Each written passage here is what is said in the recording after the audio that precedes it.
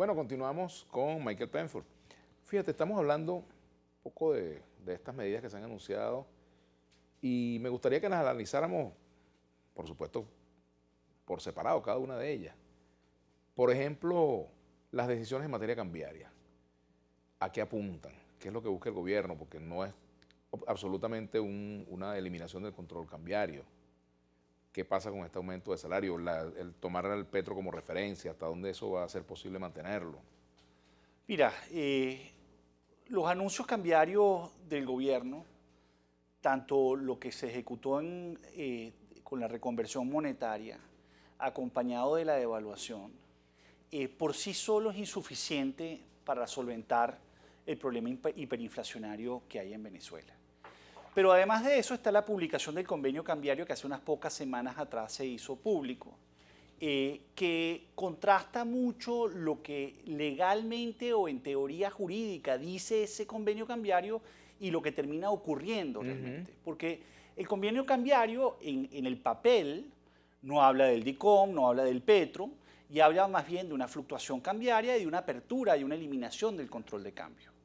Pero en la realidad seguimos operando con un DICOM donde no hay oferta de dólares, donde la fluctuación no es limpia, donde está más bien administrado. Entonces, hay una contradicción gigantesca entre lo que está diciendo, digamos, ese convenio cambiario y lo que venimos observando que ocurre con el DICOM.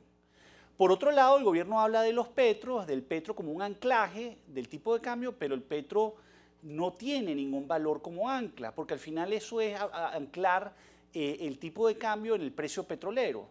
Pero el petro como tal, además, es una criptomoneda que no tiene un valor internacional, en parte porque ya ha sido sancionada. Antes de nacer casi. Claro, entonces, y además de eso, todo esto ocurre en el marco de un país donde muchos de estos cambios no pasan por la Asamblea Nacional, que institucionalmente es importante en cualquier país que está tratando de estabilizar su economía. Entonces, aquí la pregunta es que al final del día es que esto más que un programa, que no lo es, son una serie de medidas aisladas que no logran frenar el deterioro económico que Venezuela está viviendo, tanto dentro del ámbito real de la economía, en el sector petrolero, y que está marcado además por un proceso hiperinflacionario que en septiembre en particular se ve acelerado.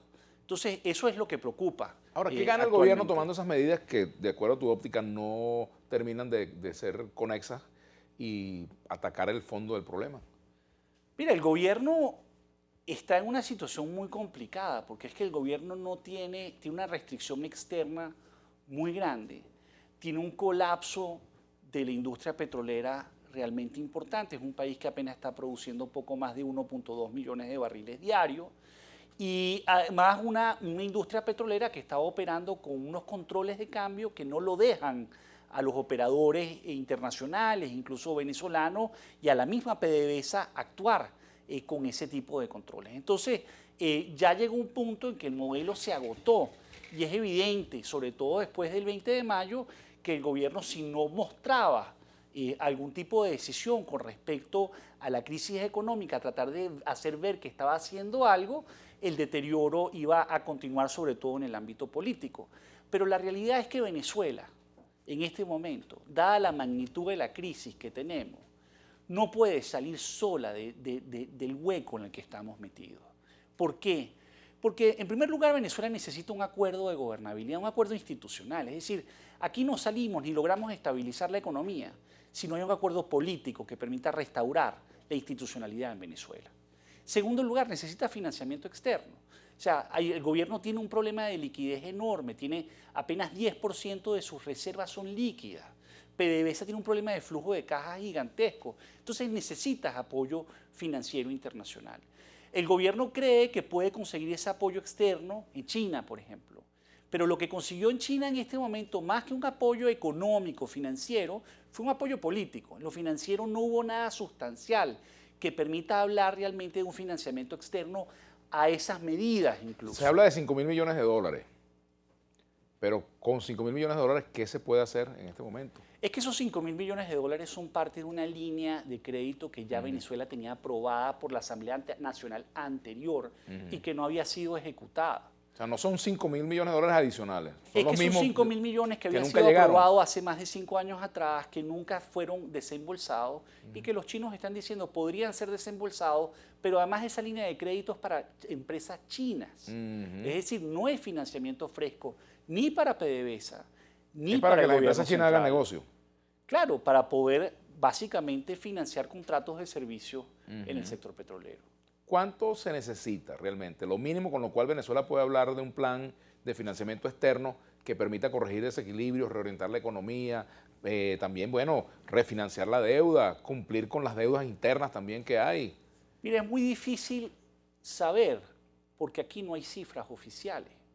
El Banco Central de Venezuela no revela exactamente cuál es la situación del país y por lo tanto no sabemos fiscalmente cuáles son las necesidades de financiamiento.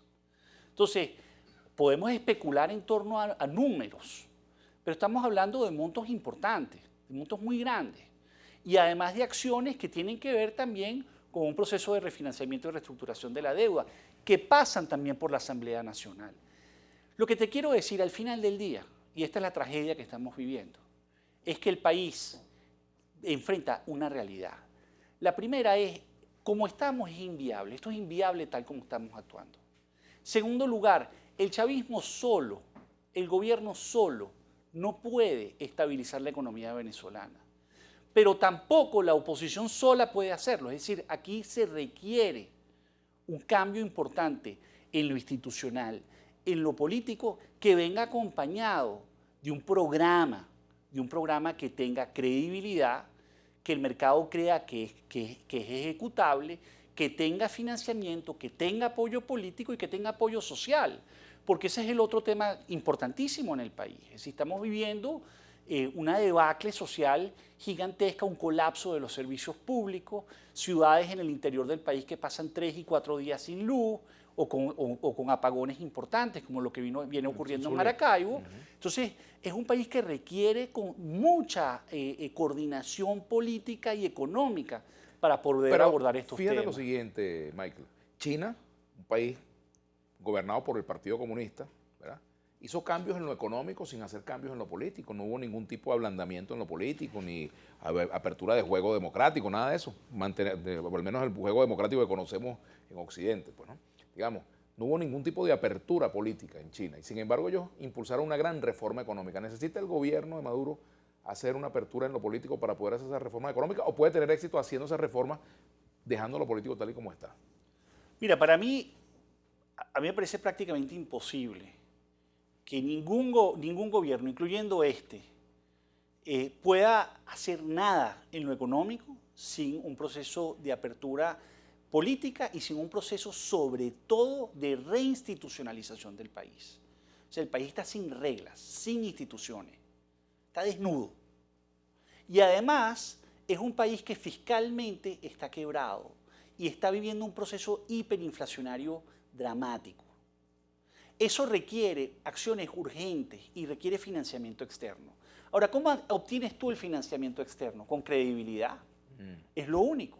Ahora, ¿qué pasa en este momento? No hay credibilidad porque una cosa dice el convenio cambiario que publica el Banco Central de Venezuela y otro es la realidad del DICOM como viene operando. Entonces, hay inconsistencias, hay demasiadas contradicciones. A la par que estás hablando de devaluar y dejar fluctuar la moneda, estás al mismo tiempo en una campaña contra el sector privado y en particular contra el sector del comercio en Venezuela, que es realmente impresionante. O sea, esta semana vimos en el sector comercial cómo varias cadenas fueron asediadas. Entonces, es imposible estabilizar de esa manera. Tenemos que hacer una pausa, Michael. Ya regresamos, pero por aquí dice @osfont. Todos los lunes traes a un especialista en destrucción de economía. Ánimo, fe y esperanza. Ya basta, Vladimir, sé más objetivo y equitativo en tus entrevistas. Y por aquí me dice que tenga respeto hacia, él mismo lo dice, ¿no?